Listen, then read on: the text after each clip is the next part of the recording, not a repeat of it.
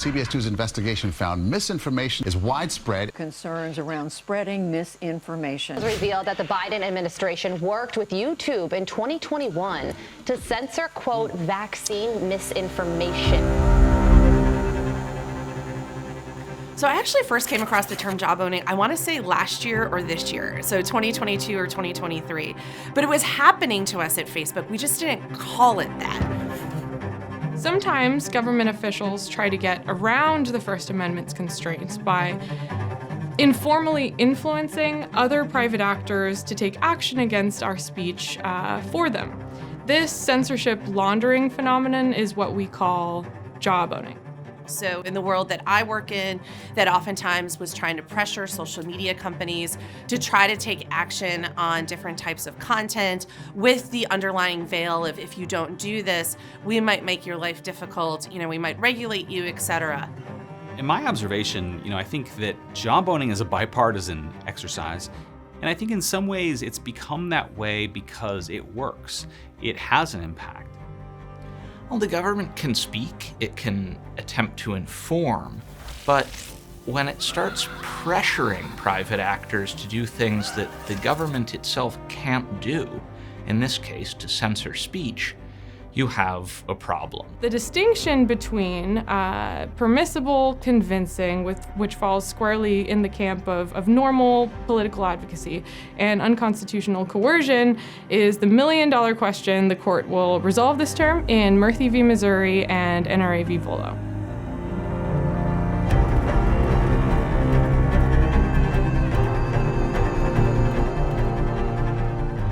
The term was originally used or applied to the activities of the Board of Price Control during the Second World War.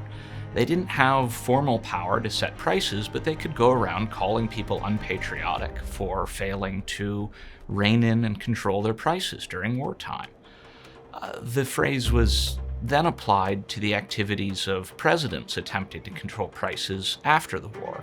Their speech, their words aimed at these private companies to get them to lower or stop raising their prices were likened to Samson's vengeance on the Philistines in the Book of Judges. There, he claims, "With the jawbone of an ass I have slain 1,000 men." And the words of these presidents and other officials were them using their own ass's jawbone in an attempt to control prices and browbeat companies into changing their behavior. Social media has come a long way since the last election, and it's not likely to catch anyone by surprise. Facebook, Twitter, YouTube have all developed into mainstream platforms, and for presidential candidates left, right, and center, having a robust social media strategy is the only way to go now. Back in this country, the Obama administration's innovation proposal. President Obama made his case on a high-tech visit to the West Coast. Well, social media is no longer optional. Having a sound social media strategy is critical to winning a presidential election. From 2012 to 2016, you had so many elected officials who wanted to go to Silicon Valley. They wanted to get the tours. They wanted to be looked as though they were tech savvy because everything that the tech companies were touching kind of turned to gold. They were the favorite children. And then things started to change. It wasn't until after 2016 when you have real anxieties about foreign misinformation and a lack of clear authority and as to what or who is responsible for doing something about it, that you get a lot of jawboning, that it becomes normalized in Congress and in Washington. People also start to have more questions about, wait, what power do these platforms have over our citizens? How much persuasiveness or sway could they have over our economy and other things, particularly the election of President Trump being such a shock for people. Many people, the first questions coming out of that election were, how did President Trump win? How did he use platforms like Facebook to do so? Facebook has come under fire recently for its role in last year's election. Reports have surfaced showing the social networking site was a breeding ground for misinformation. And there you have Dianne Feinstein really kicking off the age of social media jawboning, telling platform representatives, you bear this responsibility. You've created these platforms, and now they are being misused. And you have to be the ones to do something about it. Or we will. After 2016, and then particularly when COVID happened, you started to see governments more starting to push the companies on what types of content they were allowing around how people could stay safe with the vaccine, and also voting procedures and stuff of that nature. The coronavirus crisis leading to another dangerous outbreak that some are calling an infodemic. We're seeing challenges around information quality that we've never seen before. The reality is, I think we used to have a lot more agreement in society about what constituted truth and facts, and so we didn't argue as much about those kinds of things. You have really a battle going on over, what role social media and online platforms have in policing truth. The social media platforms like Twitter and Facebook have been trying to limit the spread of disinformation, but it's more complicated than it appears. When looking at the information environment, we all have a role to play. Us as individuals have a role to play to understand what our media diet is, to make sure that if something sounds kind of fishy, that we're maybe looking for backup sources of what it might be. Understanding that we need to make sure that we're looking for a dateline on a story. Does it have a byline? Who is it that shared it? Not just immediately believing everything that we do see. But we can't do all of that on our own. Trust the science? Well, it sure seems like the science can't always be trusted. A new terrifying report from The Guardian indicates that research credibility is at an all-time low as a rash of fake papers made their way into the academy, into prestigious journals. There's been such disagreement about what kind of problem disinformation or hate speech are that we haven't seen that kind of agreement over any one solution. So when government officials take it upon themselves to jawbone about the problems they see, they may be addressing legitimate issues, oversights by platforms, but they're doing so as lone guns out on their own without any real sanction to legitimate that kind of behavior. Government officials communicating about their political agenda, including strong criticism of private actors and proposing policy changes in response to the undesirable policy action, is core to what they do. Indeed, it's even necessary for our governors to govern.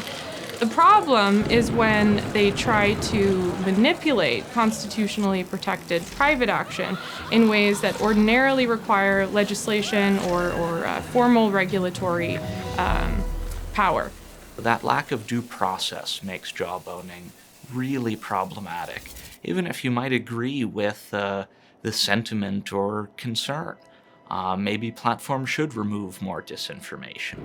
But they shouldn't be doing so because some politician has threatened another aspect of their business. You have to look at this rather than individual times that this is happening, and how every time it happens, it continues to build upon itself. And this pressure can get to a point because governments do have a bigger bully pulpit. I think the best example is when President Biden said that Facebook was killing people because it wasn't taking down certain COVID content.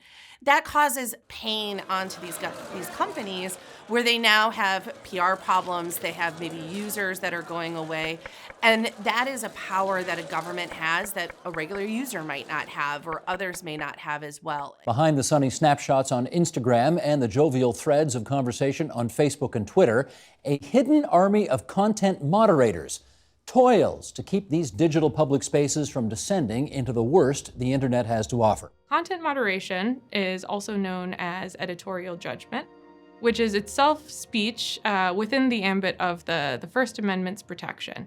This means that whenever the government tries to manipulate their exercise of editorial judgment, they inflict a constitutional injury on the social media network. Users on private social media networks do not have a right categorically to have their content left up. The private network retains ultimate discretion over what content stays and what content goes. But users do have a right to content moderation made free of undue government interference. Jawboning is difficult because government has so many ways to potentially punish non-compliant platforms or businesses. You can bring antitrust action, you can bring investigations around labor standards. Platforms may have executives or officials dragged in front of Congress and browbeaten with effects on their stock price that their competitors don't have because they towed the line and they weren't brought in for the drubbing. It's always a veiled message that if you don't do what we say that we want you to do, that we might take these actions. And so there's always this sort of cat and mouse game and having to figure out if the government, how real is that threat that they might take action or not. Companies have blind spots. They might be blind to politics. They might be blind to culture. They might be blind to regional differences. And they themselves might not have the staff that reflects all of their user base. And in those cases, policymakers flagging things for platforms to take a closer look at, that can be valuable. Social media companies make it clear that not all contact from the government relating to content moderation is unwelcome. In fact, many of them have invested substantially in what we call trusted flagger portals. They invite the government, particularly the FBI, to flag for them content related to national security matters, to election disinformation. I also think it's worth keeping in mind that every elected official represents someone, right? And so they are elected by the people. They're going to carry that voice, and sometimes that's going to lead them to prod platforms. The question is, does it go too far into the kind of the realm of coercion? I think it's so difficult to determine when ordinary government speech becomes unconstitutional jawboning because the state of the law on jawboning from about 5 or 6 cases that have made their way up to federal appellate courts is a series of inscrutable dichotomies. These dichotomies include that the government can convince but not coerce, criticize but not threaten, persuade but not intimidate, recommend but not demand or command, and advise but not require. And it turns out parsing one end of the binary from the other involves a lot of very, very subjective judgments.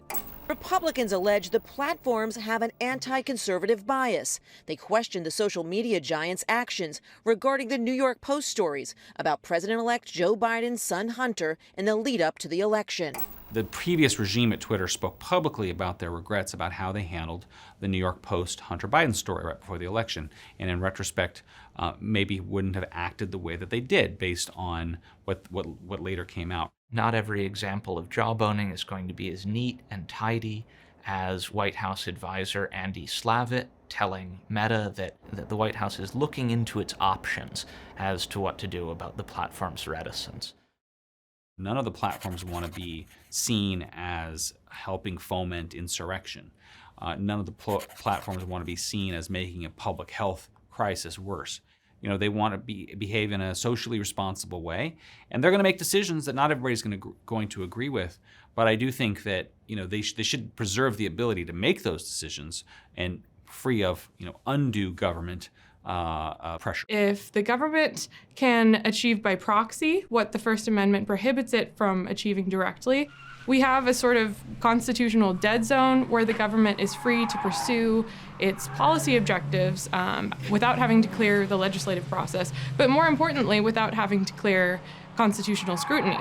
Crucially, when you have jawboning going on, when it's known that this is occurring, when government actors are collaborating with platforms to remove this or that unwanted truth, we can't trust anything we see online. We must always expect that something is being kept from us and that the available information has been pre-pruned by someone else.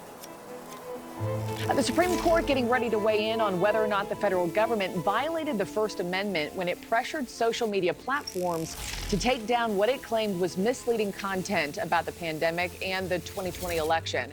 Murthy v. Missouri is the first time the Supreme Court will take a crack at social media jawboning. It comes out of a case called Missouri v. Biden, in which Missouri and Louisiana sued the Biden administration and the CDC on behalf of a group of doctors who felt as though their content, skeptical of vaccines, had been censored by social media platforms at the behest of or in response to government demands that they crack down on COVID misinformation. NRA v. Vullo is another jawboning case before the Supreme Court this term that also concerns the extent to which the government can, in some way, intimidate private third-party business relationships in order to get at end First Amendment protected speech. Murthy v. Missouri and Vullo pose virtually the same legal question to the court. But the two lower courts teed up the question under totally different bodies of law. The Fifth Circuit and the Biden SG teed it up under a case called Bloom v. Uretsky, and the Second Circuit teed it up under a case called Bantam Books v. Sullivan. These two cases set very different thresholds or bars for finding either jawboning or government action. In Bantam Books v. Sullivan, the court held that an implicitly threatening letter from a commission that did not itself have enforcement authority was sufficient to create a scheme of informal censorship that had the effect of violating the First Amendment. What this establishes is that it shouldn't be unduly difficult for plaintiffs to seek redress. It doesn't have to be a direct threat of adverse regulatory action from a very high-ranking executive official. Bantam Books also made clear that the proper defendant in jawboning suits is the source of the constitutional injury. In Blum v. Uretsky, however, the court found that the state can only be held responsible for a private decision when they've exercised coercive power or provided such significant encouragement that the choice must be deemed to be that of the state. If the court agrees with the Fifth Circuit and the Biden administration that Bloom v. Uretsky is the appropriate framework, what this will do is set an unduly high bar for future plaintiffs to obtain redress against the government, and it will induce them to name the wrong defendant. The appropriate defendant is always the one who inflicted the constitutional injury. That is the government. What's important to say about the Murthy case is even if the government were to lose in that case, it would probably only curtail the executive branch's jawboning of online platforms. So I don't see Congress being affected by that case. Vullo is a reminder, though, that jawboning is a much bigger problem than just in the social media context, and that it's not just a problem concerning federal officials. Superintendent Vullo was a New York state political official. There probably isn't a Goldilocks line that is going to perfectly prohibit all untoward government jawboning while allowing innocent or benevolent government information attempts. So instead, if we can't sort all of the bad from all of the good, the best thing to do is to make it all public. I think that a ruling from the court is going to have to be a multi-factor kind of context-sensitive analysis. I think courts faced with these realize quickly that a bright line rule is likely to result in absurd outcomes. These are by nature context-specific inquiries. I really hope that the Supreme Court does not throw the baby out with the bathwater, because we do need to be able to have ways for the government to talk to social media companies. You aren't going to see the Supreme Court impose a disclosure regime on government communications with platforms from the top down. They might, and I think ought to, hint at the value of Congress doing such a thing in their decision. But ultimately, that's a role for Congress. Well, I think a broad ruling the government could never speak to platforms could make platforms much less equipped to deal with broad-scale propaganda campaigns, misinformation campaigns by foreign governments and bad actors. And that would be a really bad result. We want that kind of information to be shared. But is there some kind of line that can be drawn to ensure that the government sharing that information doesn't become coercive or isn't an inappropriate use of the government's power? Perhaps, and we'll see what happens in the case. Yeah, this really is the million-dollar question. I hope the Supreme Court can answer, because the rest of us can't.